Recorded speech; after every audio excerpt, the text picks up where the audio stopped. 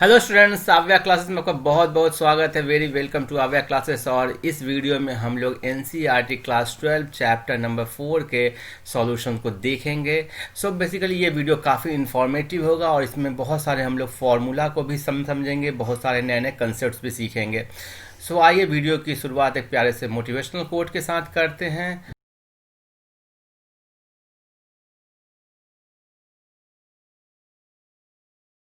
और problem number first, a circular coil of wire consist of 100 turns each of radius 8 centimetre carries the current of 0.4 ampere. What is the magnitude of magnetic field B at the centre of coil. देखो, ये बहुत ही easy simple formula based problem है। आपको magnetic field due to कोई circular current के लिए निकालने का दो पॉइंट पर पूछता है, या तो उसके सेंटर पर पूछता है या उसके कोई एक्सियल पॉइंट पर पूछता है। लेकिन यहाँ पर पूछ देगा पॉइंट पी पर, जो कि इससे एक्स डिस्टेंस पे है इसके सेंटर से। क्लियर है? सो इन दोनों का फॉर्मूला आपको मालूम होना चाहिए, साथ ही साथ आपको magnitude as well as direction भी मालूम होना चाहिए, क्योंकि मैग्नेटिक फील्ड एक वेक्टर क्वांटिटी है। सो यहाँ पर केवल मैग्नीट्यूड के बारे में बात कर रहा है, सो हम लोग मैग्नीट्यूड का फॉर्मूला निकालते हैं, उसको समझते हैं। डायरेक्शन के बारे में भी हल्का हम लोग आइडिया ले लेंगे। So magnetic field at centre due to circular current is equal to mu naught I by 2r, जहां म्यू नॉट क्या होता है? मैग्नेटिक परमिएबिलिटी इन वैक्यूम और फ्री स्पेस। क्लियर है? सो इसका वैल्यू होता है 4 पाई इंटू 10⁻⁷। अब आपको यदि formula mu naught by 4 pi के टर्म में याद रखने की आदत है तो मैं उस फॉर्म में भी लिख देता हूं। सो उस फॉर्म में लिखना चाहो तो mu naught by 4 pi I into 2 pi by r. Clear है? ये तो हुआ आपको फॉर्मूला एक टर्न के लिए। मैं लिख देता हूं फॉर 1 टर्न। लेकिन यदि एक से ज़्यादा टर्न होंगे तो यहाँ पर सिंपली एक टर्न के कारण सेंटर पर ये आ रहा है, और जब दूसरा टर्न लोगे सेम ही डायरेक्शन में करंट फ्लो कर रहा है। सपोज करो कि यहाँ पर फर्स्ट टर्न के कारण मैग्नेटिक फील्ड इस डायरेक्शन में आया, दूसरा टर्न में करंट लोगे जो कि इसी तरफ फ्लो करेगा तो उसमें भी इसी डायरेक्शन में आएगा, तीसरे कारण भी इसी डायरेक्शन में आएगा। सो ये सब एड अप होते जाएगा। सो एन टर्न के कारण आपको एन से मल्टीप्लाई करना होगा। So magnetic field at centre due to N turn आया mu naught by 4 pi 2 pi N I by R. अब इस फॉर्मूला में सारे टर्म्स का वैल्यू डाल दो, आपको आंसर मिल जाएगा। सो आप देखो क्या है, पहले म्यू नॉट का वैल्यू क्या हुआ? म्यू नॉट बाई 4 पाई का वैल्यू है 10⁻⁷ और इंटू 2 पाई।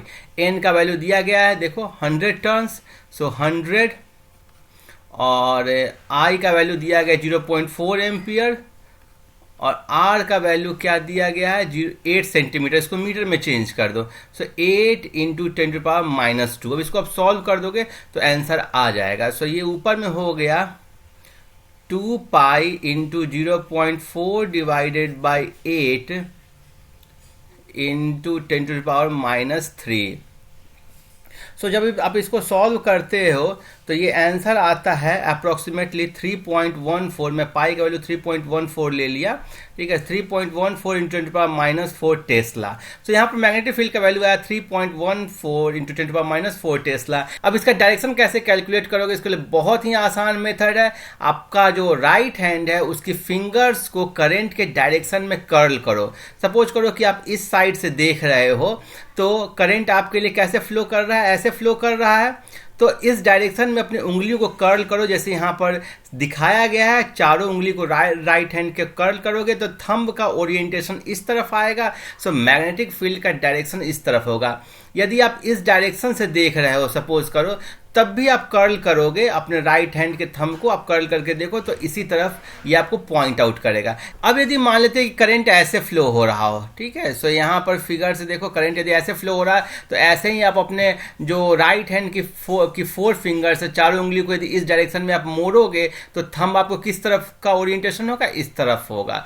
सो क्लियरली इस तरीके से आप डायरेक्शन कैलकुलेट करते हो, और मैग्नीट्यूड के लिए फॉर्मूला यहाँ पर पर आप समझ गए होंगे। अब हम लोग आगे बढ़ते हैं, नेक्स्ट प्रॉब्लम देखते हैं। Problem number 2, a long straight wire carries the current of 35 ampere, what is the magnitude of field B at a point 20 centimetre from the wire. So basically इसमें मैग्नीट्यूड पूछ रहा है और इसका जो डायरेक्शन होता है उसको हम लोग आगे देखेंगे। सो ये बोल रहा है कि एक लॉन्ग वायर है। लॉन्ग वायर कहने का मतलब क्या हो गया, इनफाइनाइट लेंथ का।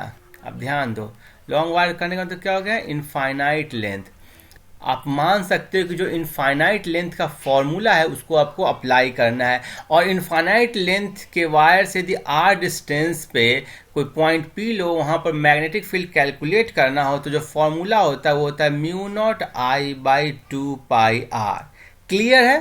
ठीक है। सो ये फॉर्मूला हो गया magnetic field at a point P, यहाँ पर दिया दिखाया गया है B P is equal to mu naught I by 2 pi r, और आप इसको standard mu naught by 4 pi के टर्म में लिखना चाहोगे तो mu naught by 4 pi 2 I by r लिख सकते हो। क्लियर है? इसको सॉल्व करोगे तो यही आ जाएगा। सो वैल्यू पुट कर दो तो आ जाएगा आंसर 10⁻⁻⁷, और i का वैल्यू कितना है, म्यू नॉट बाई 4 पाई का वैल्यू होता है 10⁻⁷, और i का वैल्यू दिया गया 35 ampere. So 35 divided by r का वैल्यू दिया गया 20 सेंटीमीटर, इसको मीटर में चेंज कर दो, सो 0.2 हो गया। तो क्लियरली इसका आंसर हो गया आपको ये हो जाएगा, ये कैंसिल करोगे 0.1, और ये हो गया 350 into 10⁻⁷, that is 3.5 into 10⁻⁵ tesla. Clear है? बहुत ही आसान प्रॉब्लम था। हम लोग इसका जो डायरेक्शन है उसको भी समझ लेते हैं, अगले स्लाइड में बताया गया चूंकि इसका बहुत यूज होने वाला है। सो डायरेक्शन किसी magnetic field, direction of magnetic field due to long wire. देखो लॉन्ग वायर कहने का मतलब क्या होगा, या तो बहुत लंबा वायर होगा उसको आप इनफाइनाइटली लॉन्ग मान सकते हो, या यदि फाइनाइट लेंथ का हो ना तो उसके बहुत क्लोज डिस्टेंस की बात कर रहे हो। मीन्स ये जो डिस्टेंस आर है ना जहाँ पर निकालना है वो इस वायर के लेंथ एल की तुलना में बहुत छोटा हो, मीन्स कि r is very very less than L, तब मेरा फॉर्मूला जो है वो अप्लीकेबल होता है जो हम लोगों ने अभी देखा है। अब इसका डायरेक्शन कैसे है, सो मैं यहाँ पर कुछ फिगर बनाया हूँ। सपोज करो ये इनफाइनाइटली लॉन्ग वायर है जिसे आई करंट फ्लो ऊपर की तरफ कर रहा है। सो इस केस में आप क्या करते हो, आपको किसी भी पॉइंट पर निकालना हो तो पहले आप क्या करोगे कि अपने थंब को करंट के डायरेक्शन में रखोगे। सो यहाँ पर थंब को ऊपर में रखा गया करंट के डायरेक्शन में, और फिंगर्स को देखोगे कर्ल करना है, फिंगर्स को घुमाना है। सो ये यहाँ पर फिंगर्स कहाँ पर रहेगा, बाहर की तरफ निकलता हुआ रहेगा। देखो यहाँ पर आपको समझ में आ रहा है, जबकि आप इस पॉइंट पर बात करोगे तो थंब ऊपर की तरफ है तो यहाँ पर फिंगर्स क्या अंदर की तरफ घुस रहा है। सो इसका मतलब है कि यहाँ पर जो मैग्नेटिक फील्ड है ना, बिकॉज ये फिंगर का डायरेक्शन ही आपको मैग्नेटिक फील्ड का डायरेक्शन दिखाता है, तो यहाँ पर जो मैग्नेटिक फील्ड बी है वो बाहर प्लेन के आ रहा है। बाहर प्लेन के आने का मतलब क्या हो गया, ये आप इसको यहाँ पर डॉट से दिखा सकते हो। देखो प्लेन से कोई चीज बाहर आए तो उसको ऐसे दिखाते हैं, और कोई चीज प्लेन के अंदर में जाए तो उसको हम लोग क्रॉस से दिखाते हैं। सो यहाँ पर मैग्नेटिक फील्ड बाहर की तरफ आ रहा है, यहाँ पर मैग्नेटिक फील्ड अंदर की तरफ जा रहा है। वैसे ही आप यदि यहाँ पर बात करोगे रॉड के पीछे में तो यहाँ पर मैग्नेटिक फील्ड किस डायरेक्शन में होगा, आप देखो ऐसे अपने फिंगर्स को रख करके देखना ना, तो यहाँ पर जो राइट हैंड के 4 फिंगर्स हैं, Maxwell right hand thumb rule से आता है, वो इस डायरेक्शन में आ रहा है, जबकि यहाँ पर ये इस डायरेक्शन में है। सो बेसिकली ये एक सर्कुलर लूप बनाता है। कोई यदि इनफाइनाइटली लॉन्ग वायर हो तो उसके चारों तरफ एक सर्कुलर आपको मैग्नेटिक फील्ड क्रिएट होता है। सो यहाँ पर अलग अलग सर्कुलर लाइन से दिखाया गया, और देखो यदि आर डिस्टेंस, आर जितना बढ़ता जाता है, मैग्नेटिक फील्ड का वैल्यू कितना है, mu naught I by 2 pi r, तो ये आर के इन्वर्सली प्रोपोर्शनल है, इसलिए आर जितना बढ़ते जाएगा मैग्नेटिक फील्ड का स्ट्रेंथ, उसका वैल्यू उतना ही छोटा होता जाएगा, मैग्नीट्यूड उतना छोटा होता जाएगा। सो क्लियरली ये देख रहे हो, एक्चुअल में ये लाइन एग्जिस्ट नहीं करता है, आपको ऐसा नहीं है कि लाइन दिखेगा। यहाँ पर यदि कोई मैग्नेटिक नीडल को रखोगे ना तो वो फोर्स एक्सपीरियंस करता है। So these are imaginary lines, ठीक है, इमेजिनरी लाइंस होते हैं मैग्नेटिक फील्ड लाइंस, और ये बेसिकली आपके फोर्स के डायरेक्शन से आप समझते हो कि मैग्नेटिक फील्ड का डायरेक्शन ये है। क्लियर है? सो अब देखो इसमें यदि मैग्नेटिक फील्ड निकालना हो जिसमें कि करंट आपको नीचे की तरफ आ रहा हो, डाउनवर्ड डायरेक्शन में आ रहा हो, सो वैसे ही आप अपने थंब को नीचे की तरफ रखोगे तो आप देखोगे कि इस पर्टिकुलर पॉइंट पर जो फिंगर्स है राइट हैंड की, चारों उंगलियां, 4 फिंगर्स ऑफ राइट हैंड, वो अंदर की तरफ पॉइंट आउट करेगी, यहाँ पर ये बाहर की तरफ पॉइंट आउट करेगी, यहाँ पर ये इस तरफ पॉइंट आउट करेगी, यहाँ पर ये इस तरफ पॉइंट आउट करेगी। आप करके देखो, कुछ भी डाउट होने से मुझसे पूछना। तो यहाँ पर ये मैग्नेटिक फील्ड इनसाइड में होगा, यहाँ पर आउटसाइड में होगा, यहाँ पर इस डायरेक्शन में, यहाँ पर इस डायरेक्शन में। सो क्लियर है डायरेक्शन ऑफ मैग्नेटिक फील्ड कैसे निकालते हैं, बिकॉज इसका बहुत यूज होने वाला है। सो आई थिंक इस कंसेप्ट को आप अच्छे से समझ गए होंगे। हम लोग आगे बढ़ते हैं और प्रॉब्लम नंबर 3 देखते हैं। सो ये आपको प्रॉब्लम नंबर 3 है, मैं कुछ फिगर भी थोड़ा बना दिया हूँ इसका। A long straight wire in horizontal plane carries a current of 50 amperes in north to south direction. देखो इसमें बोल रहा है हॉरिजॉन्टल प्लेन, मीन्स कि हॉरिजॉन्टल प्लेन में होगा, इस प्लेन में है, ठीक है। ये जो प्लेन है ना, ये जो प्लेन बना है इस प्लेन में है, क्लियर है। और नॉर्थ टू साउथ डायरेक्शन में है, मीन्स कि ये वाला आपको वर्टिकली अप है, ये वाला आपको वर्टिकली डाउन है, और ईस्ट वेस्ट इस डायरेक्शन में है। सो आपको निकालना है magnitude and direction of magnetic field at a point 2.5 metre east of wire. So इसके 2.5 मीटर ईस्ट में आपको मैग्नेटिक फील्ड का वैल्यू निकालना है। आपको यदि ये नॉर्थ साउथ ईस्ट वेस्ट समझ में नहीं आ रहा हो तो कैसे निकालते हैं, आप ईस्ट की तरफ अपना फेस करके खड़े हो जाओ। लेफ्ट हैंड साइड आपको नॉर्थ का डायरेक्शन दिखाता है, राइट हैंड साइड आपको साउथ का डायरेक्शन दिखाता है, और पीछे वाला आपको वेस्ट होता है।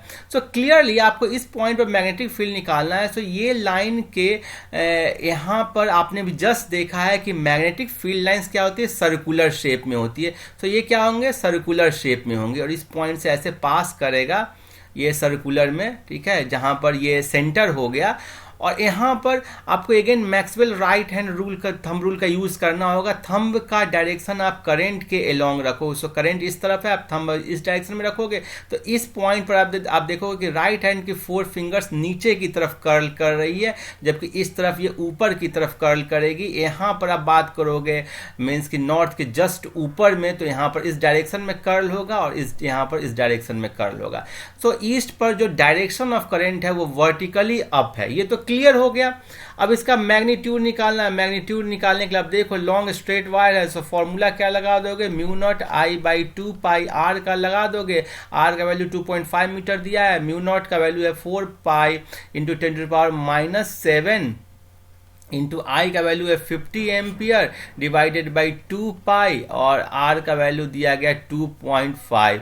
देखो जो डेटा है ना वो भी इतना आसान देता है कि बहुत आप आसानी से सॉल्व कर लोगे, ठीक है। सो ये हो गया 20, ठीक है, और यहाँ से हो गया आपको 40 इंटू 10⁻⁷। सो क्लियरली ये आंसर हो जाएगा 4 इंटू 10⁻�6 टेस्ला। सो यहाँ पर जो मैग्नेटिक फील्ड होगा that is equal to 4 into 10⁻�6 tesla in vertically upward direction.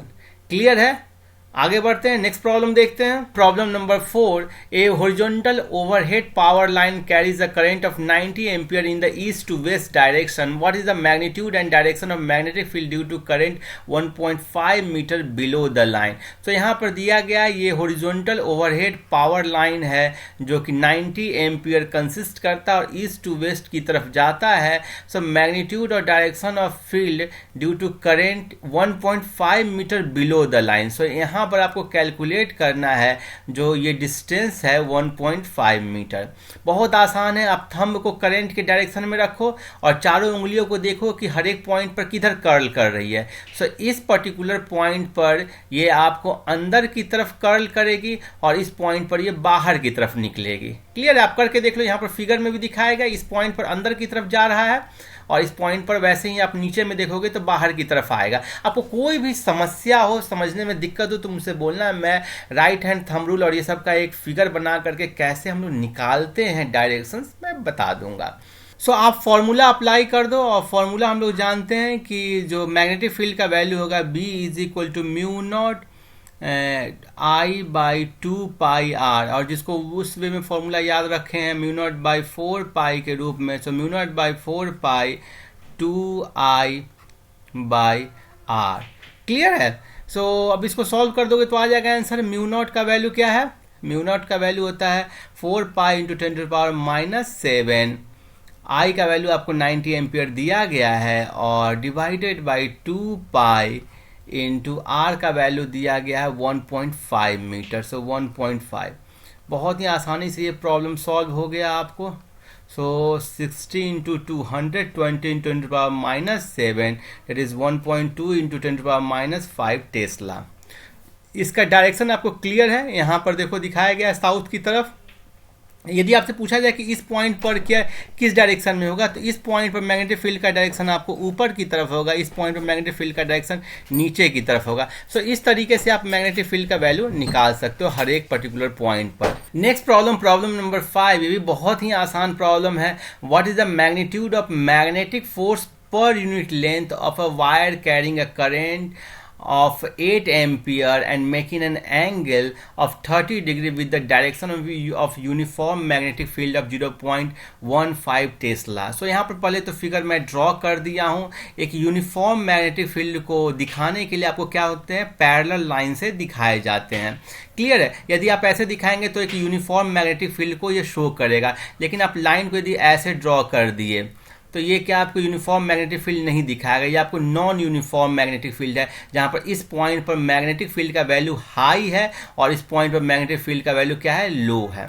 सो ये यूनिफॉर्म के लिए आपने ऐसे दिखा दिया। इसमें एक वायर को आपने प्लेस कर दिया और जो वायर ए बी है यहाँ पर, जिसका लेंथ क्या है, एल मान लिया गया, और ये आपको 30 डिग्री बना रहा है इस मैग्नेटिक फील्ड से। सो अब 30 डिग्री ये कैसे आप समझोगे कि बना रहा है, एंटी क्लॉकवाइज डायरेक्शन में होता है और बेसिकली करेंट के डायरेक्शन को ही आप मान लेते हो कि वायर का डायरेक्शन। सो इस वायर का यदि एल वेक्टर की बात की जाए, लेंथ वेक्टर की बात की जाए, तो लेंथ वेक्टर का डायरेक्शन बेसिकली करंट के डायरेक्शन को ही आपको मानना होगा। अब देखो कि फोर्स जो लगता है इस पे, उसका वैल्यू होता है आई एल क्रॉस बी। ठीक है, मीन्स की लेंथ वेक्टर और मैग्नेटिक फील्ड वेक्टर का क्रॉस प्रोडक्ट। सो इसका आप यदि मैग्नीट्यूड निकालोगे तो एफ का वैल्यू क्या होगा, I L B sine theta होगा, जहां एंगल थीटा क्या है, angle between L and B. So आप एंगल हमेशा ध्यान देना हेड टू हेड या टेल टू टेल होता है। सो यहाँ पर आपको एल इस डायरेक्शन में है, बी इस डायरेक्शन में है, सो ये बेसिकली टेल टू टेल है। ठीक है, सो ये एंगल थीटा 30 डिग्री करेक्ट होगा।